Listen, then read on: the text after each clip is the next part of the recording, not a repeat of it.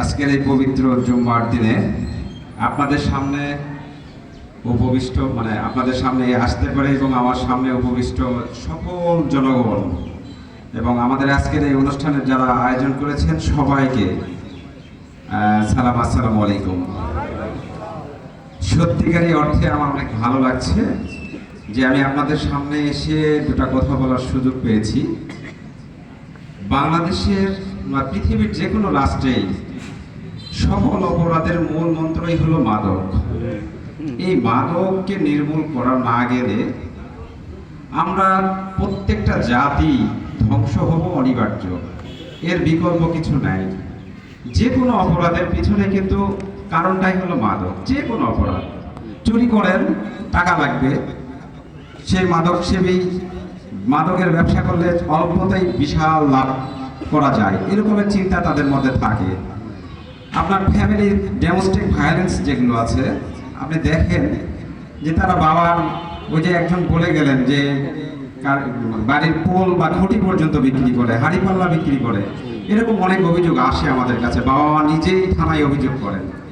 তো আজকে আমি আসলে খুব বেশি সময় নিব না, শুধু আপনাদেরকে একটা কথাই বলে দিতে চাই, আমরা জনগণের পুলিশ, ভালো জনগণের পুলিশ, কোনো মাদক ব্যবসায়ী পুলিশ নয়। আমরা আপনাদের সাথে সর্বোচ্চ একত্রতা প্রকাশ করে আপনাদেরকে আইনগত যত রকমের সাপোর্ট আছে, আমি আমার অফিসার ইনচার্জের, আমার থানার অভিভাবক হিসেবে আমি আপনাদেরকে কথা দিচ্ছি, আপনারা লিগালভাবে আইন হাতে না তুলে নিয়ে যে কোনো ধরনের তথ্য দিবেন। আমি যে কোনো তথ্যের ভিত্তিতে আইনানুগ যে সিস্টেম আছে বাংলাদেশে, সেই সর্বোচ্চ সিস্টেমে আপনাকে সহযোগিতা করব। এটা আপনাদের কাছে আমার ওয়াদা। যে কয়দিন আমি থানায় আছি, কোনো মাদক ব্যবসায়ী ব্যবসা যাতে না করতে পারে। এখানে অনেকেই আছেন, আমার বিশ্বাস মাদক ব্যবসায়ীরও দু একজন এখানে উপস্থিত আছেন হয়তো আমার চোখের সামনে। আমি বলে দিতে চাই যে মাদক ব্যবসায়ী, আপনি সাবধান হয়ে যান, সব জনগণ এক হয়ে গেছে। আপনার যদি বাড়িতে কোনো রকমের মাদক প্রবেশ করে, আপনাকে ছাড় দেওয়া হবে না। আপনার বিরুদ্ধে মামলা সহ তো যাবেই, আপনার অবস্থা একেবারে কেরোসিন করে দিব। বলতে চাই যে আপনি এই জনগণের বিপক্ষে গেলে আপনার পরিণতি কিরকম ভয়াবহ হতে পারে। সুতরাং আমি আশা করব আমার সিনিয়র যারা লিডারেরা বক্তব্য দিয়ে গেছেন, অনেকে অনেক রকমেরই বক্তব্য দিয়ে গেছেন যে পুলিশ মামলা দিলে দ্রুত জামিন হয়ে যায়, এই করে সেই করে।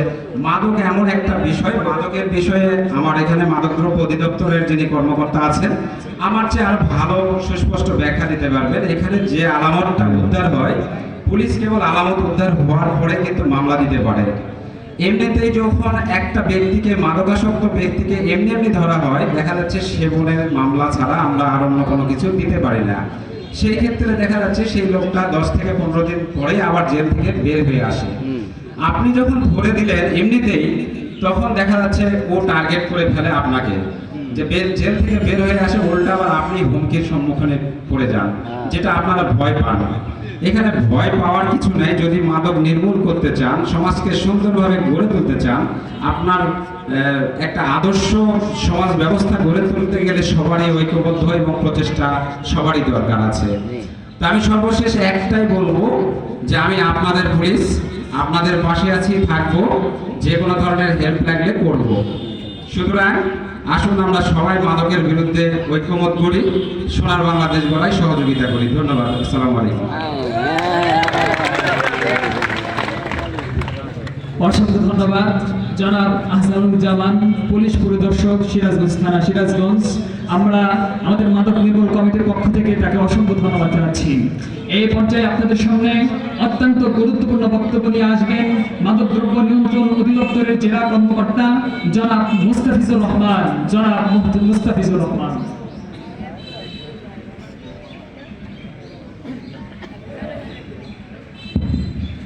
বিসমিল্লাহির রহমানির রহিম। কালিয়াকান্দাপাড়া মাদক নির্মূল কমিটি কর্তৃক আয়োজিত মাদক বিরোধী সমাবেশে উপস্থিত সম্মানিত মুসল্লিরা, উপস্থিত সম্মানিত এলাকাবাসী, উপস্থিত পুলিশ প্রশাসন এবং অন্যান্য সুধীজনরা, আসসালামু আলাইকুম। প্রথমেই আপনারা যেটা জিনিসটা নিয়ে একটা স্লোগান আমি দেখতে পেয়েছি যে মাদক ব্যবসায়ীরা যেখানে প্রতিরোধ হবে সেখানে, কিন্তু এখানে আমি একটু কারেকশন করে দিচ্ছি। ব্যবসা আমার একটা পবিত্র কাজ, ব্যবসার সাথে মাদক যায় না। আপনারা ব্যবসায়ী কথাটা ইউজ করবেন না, আপনারা কারবারি বলবেন। মাদক কারবারিরা যেখানে প্রতিরোধ হবে সেখানে। মাদক ব্যবসায়ী না, ব্যবসা আমরা সবাই করি, ব্যবসা একটা পবিত্র কাজ। ব্যবসার সাথে মাদকেরকে আমরা মেলানো যাবে না, ঠিক আছে? আমরা এই জিনিসটা সবসময় মাথায় রাখবো। যখন আমরা কথা বলবো মাদক কারবারি বলবো, কখনোই আমরা মাদক ব্যবসায়ী বলবো না। তো যাই হোক, এখন আমরা শুরু করি যেটা। তো আমি প্রথমে এখানে এসে অত্যন্ত আনন্দিত বোধ করতেছি যে আমি এতদিন ধরে শুধু শুনতাম এইখানে মাদক বাড়ছে, এইখানে মাদক বাড়ছে, শুধু অভিযোগ আর অভিযোগ। এটার বিরুদ্ধে স্টেপ নেবে যে হ্যাঁ আমরা সবাই একত্রিত হই মাদকের বিরুদ্ধে আন্দোলন করি, এই পদক্ষেপটা কেউ নিচ্ছিল না। কিন্তু এইখানে সবাই এলাকাবাসী, কান্দারপাড়ার এলাকাবাসী সবাই একত্রিত হয়ে যে মাদকের বিরুদ্ধে এই তীব্র আন্দোলনটা গড়ে তুলতেছে, তার জন্য আমি অত্যন্ত আনন্দিত এবং এখানে আসতে পেরে আমি অত্যন্ত গর্বিত বোধ করছি। এর জন্য আমি আমার যত কাজ ছিল, আমার বাসা মূলত ঢাকাতে, আমি ঢাকায় যাইনি এই আপনাদের এই অনুষ্ঠানে অংশগ্রহণের জন্য, যে এখানে যেতে হবে, আমার এখানে যেতে আমার কথা বলতে হবে, দুই কথা বলতে হবে, তার জন্যই আমার এখানে আসা, আপনাদের সবার সামনে এই কথাটা বলা। তো মাদক এখন আমাদের যে সামাজিক সমস্যাগুলো রয়েছে, সবচেয়ে তীব্র বা এক নম্বর সমস্যা হচ্ছে গিয়ে মাদক।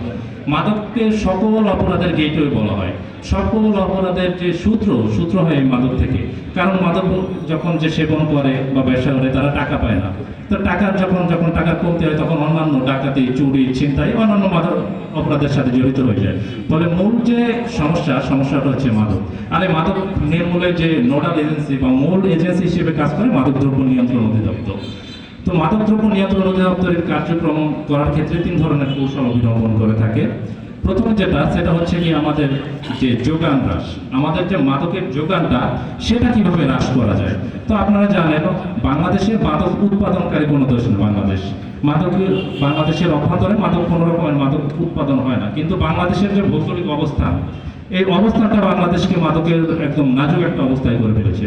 আমরা জানেন বাংলাদেশের পাশেই রয়েছে ভারত, বাংলাদেশের পাশেই রয়েছে মিয়ানমার।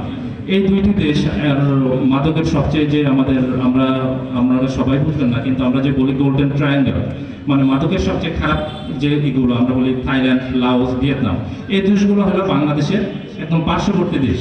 ফলে মাদকের যে ভয়াবহ যে দিকগুলো আছে তার জন্য সবচেয়ে খারাপ অবস্থায় আছে বাংলাদেশ। যদিও বাংলাদেশ কোনো ধরনের মাদক উৎপাদন করে না, কিন্তু মাদকের ক্ষতির ক্ষেত্রে সবচেয়ে খারাপ অবস্থানে রয়েছে বাংলাদেশ।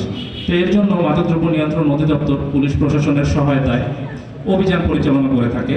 আর এই অভিযানের ক্ষেত্রে আমরা বলতে চাই যে এখানে কালিয়া কান্দারপাড়া এখানে দাঁড়িয়ে আমি বলতে চাই যে মাদক কারবারিরা হয় এখানে থাকবে যদি তারা ভালো হয়ে থাকতে পারে, তাহলে তারা থাকতে পারবে, নাহলে মাদক কারবারিরা এখানে থাকতে পারবে না। আজকে আমরা আছি কালিয়া কান্দাপাড়ার যত এলাকাবাসী আছে সবাই একসাথে হয়ে আমরা এটা দৃঢ় প্রতিজ্ঞা করছি। আর এক্ষেত্রে আগে কি হয়েছে হয় নাই তা আমি বলবো না, এখন আমি এখানে আছি, আমি আপনাদের কাছে প্রতিজ্ঞা করে বলতে চাই, দৃঢ় প্রত্যয় দিয়ে বলতে চাই, আপনারা যখন কোনো অভিযোগ নিয়ে আমার কাছে আসবেন, আমাকে বলবেন, আমি ওটার বিরুদ্ধে র্যাপিড অ্যাকশন নেব। আমরা যত দ্রুত সম্ভব আমি ওটার বিরুদ্ধে অ্যাকশন নেব। আমার যতটুকু ক্ষমতা আছে বা আমার যতটুকু সামর্থ্য আছে তার বিরুদ্ধে তা নিয়ে আমি আমার সর্বোচ্চ সহযোগিতা দিয়ে আপনাদের সহযোগিতা করব, পাশাপাশি আপনাদের সহযোগিতাও আমি চাইব। আমরা একা হয়ে কেউ কোনো কিছু করতে পারবো না, আমরা সবাই যখন একত্রিত হয়ে পারবো তখনই আমরা কোনো একটা কাজ ঠিকভাবে করতে পারবো। হয় একা থাকলে আমাদের ভয় হবে, সবাই একত্রিত থাকলে আমরা ভয়কে জয় করতে পারবো। তো পাশাপাশি দ্বিতীয়ভাবে আমরা অভিযান যেমন পরিচালনা করতে থাকি, পাশাপাশি আমরা হচ্ছে গিয়ে কিভাবে এই যোগানটা, প্রথমে তো আমরা যোগানটা কিভাবে হ্রাস করা যায় তার জন্য আমরা অভিযান করে থাকি। বর্ডারে আমাদের বর্ডার গার্ড বাংলাদেশ আছেন, তারা কাজ করে, আর অভ্যন্তরে আমরা বাংলাদেশ পুলিশ আছেন, মাদকদ্রব্য নিয়ন্ত্রণ আছে, র্যাব আছে, আর অন্যান্য যে সংস্থা আছে সবাই একত্রিত হয়ে কাজ করি। পাশাপাশি মাদকের সরবরাহ তখনই বাড়বে যখন আমাদের একটা চাহিদা থাকবে, চাহিদা বাড়লে যোগান বাড়বে, চাহিদা কমলে যোগান কমবে। পাশাপাশি ফলে যাতে আমরা অভ্যন্তরীণভাবে আমরা চাহিদা কমাতে পারি তার জন্য আমরা কাজ করে থাকি। আর এই কাজের অংশ হিসেবে আমরা আজকে একত্রিত হয়েছি, আমরা সবাই একসাথে বসেছি যে মাদকের বিরুদ্ধে একটা তীব্র আন্দোলন গড়ে তুলব। আমাদের ভিতরে যে আকাঙ্ক্ষা আছে মাদকের, আমাদের এখানে একটা বলা অত্যন্ত গুরুত্বপূর্ণ, মাদকের যে শুরু হয় সবসময় কৌতূহল থেকে। নিষিদ্ধ জিনিসের প্রতি আমাদের খুব কৌতূহল থাকে যে এই জিনিসটা কি। তো সবারই মাদক প্রথমে যারা শুরু করে একটা কৌতূহল নিয়ে শুরু করে, এই জিনিসটা কি একটু খেয়ে দেখি, এইরকম একটা চিন্তা থাকে। কিন্তু আমরা এখন যুব সমাজ আছে, যুবকরা এই মূলত এই কৌতূহলটা তাদের মধ্যেই বেশি থাকে, যে জিনিসটাকে একটু দেখি। তো আমরা যুবক যারা আছেন তাদেরকে আমি অনুরোধ করব, এই কৌতূহলটা মাথায় আনবেন না। আপনারা জানবেন যে এটা খুবই খারাপ জিনিস। আপনি জানেন যে এখানে গেলে আপনার মৃত্যু আছে, আপনি ওই কৌতূহল কেন রাখবেন? আপনার ওই কৌতূহলটা বা ওই তীব্র ইচ্ছাটা আপনার ভিতরে যখন কখনো না আসে, যদি আসেও, সেটা আপনি আপনার পরিবার আছে, আপনার বাবা আছে, মা আছে, তাদের দিকে তাকিয়ে হলেও ওই কৌতূহলটা অঙ্কুরেই বিনাশ করবেন। কারণ আমি প্রতিদিন আমাদের কাছে অভিযোগ আসে, বাবা মা সবাই অভিযোগ দেয় যে আমার ছেলে, আমার আত্মীয়, তারা মাদকের টাকা না পেয়ে এই অবস্থা, আমার ঘরে সংসারে অশান্তি করছে, সবকিছু ভেঙে ফেলতেছে, সব চুরি করে নিয়ে যাচ্ছে। মানে একটা বাবা মা কখন এইরকম একটা অবস্থায় আসে যে বলে যে আমার ছেলেকে ধরে নিয়ে যান, আমার ছেলেকে জেলে ঢুকান, কখন এই অবস্থা আসে আপনারা সবাই বুঝতে পারেন। ফলে আপনারা কখনোই কোনো ওই ভিতরে ওই ইচ্ছাটাই আনবেন না যে আমরা মাদক খাবো বা মাদকের দিকে আঁকবো। যারা এই জিনিসের প্রতি আকর্ষণ যদি কারো আসেও, তাদেরকে আপনি বলবেন না ভাই তুমি এই কাজটা করো না, তুমি এদিকে যেও না। তো বাবু এইভাবে আমরা যত স্কুল কলেজ আছে সবার সাথে আমরা যাই, সেখানে যে আমরা এই মাদক বিরোধী বিভিন্ন সভা সেমিনার আলোচনা সভা আয়োজন করে থাকি। আর যে কাজটা আমরা লাস্টে যেটা বলতে চাই সেটা হচ্ছে গিয়ে, যারা ইতিমধ্যে মাদক সেবন করেই ফেলছে তারা আমাদের ভাই, আত্মীয়, পাড়া প্রতিবেশী, যারা করে ফেলছে তারা, যারা নতুন যারা করবে তারা তো করবেই না, যারা করে ফেলছে তাদের প্রতি আমরা একটু সদয় হব। কিভাবে সদয় হবো? এটা হচ্ছে কি একটা রোগ। আমরা বলি যে আমাদের শারীরিকভাবে চিকিৎসা যেমন আমরা করি, আমাদের একটা রোগী হিসেবে চিন্তা করি।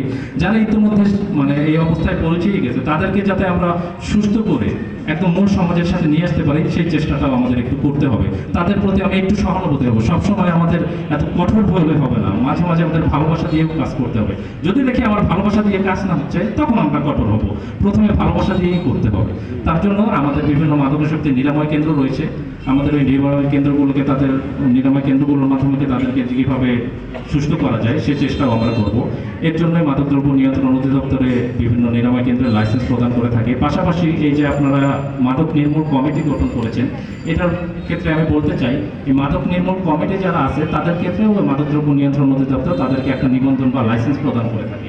যেহেতু আপনারা ইতিমধ্যে একটা কমিটি গঠন করে ফেলেছেন, আপনারা যদি কষ্ট করে আমাদের কাছে একটু আবেদন করেন যে হ্যাঁ আমরা কমিটি গঠন করেছি, তাহলে আমরা সরকারিভাবেই আপনাদেরকে একটা নিবন্ধন নাম্বার দিয়ে দেবো বা আপনাকে লাইসেন্সের আওতায় চলে আসবে। তাহলে অন্যান্য সুবিধা আমরা র্যাপিডলি নিতে পারবো, যে না ওনারা আমাদের লাইসেন্স প্রাপ্ত বা আমাদের নিবন্ধন আছে ওনাদের, তাহলে আমরা ওনাদের সাথে একদম আমাদের পরিবারের একদম সদস্যই হয়ে গেল। ফলে আমরা সামগ্রিকভাবে এভাবে আমরা সবাই একসাথে হয়ে কাজ করব। পরিশেষে বলতে চাই, মাদক মানে অন্ধকার, জীবন কত অন্ধকার। তাহলে মাদকের ভয়ানক রাশ থেকে আমরা সবাই মুক্ত থাকবো, কখনো ওইটার মতো কৌতূহল দেখাবো না। এই প্রত্যয় ব্যক্ত করে আমি আমার কথা শেষ করছি। আসসালামু আলাইকুম।